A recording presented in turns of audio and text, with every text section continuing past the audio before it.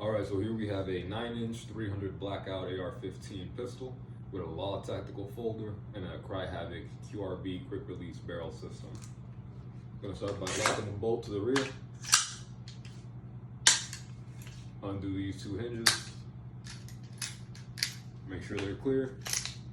Pull straight out. You've got the barrel. We're going to release the bolt forward. You can fold the stock. You've got an AR-15, which fits in a backpack. Put it back together is the reverse.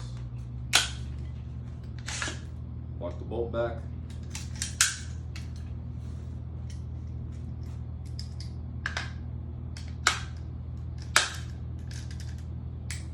Do the latches, and you're good to go. This AR-15 is ready to rock.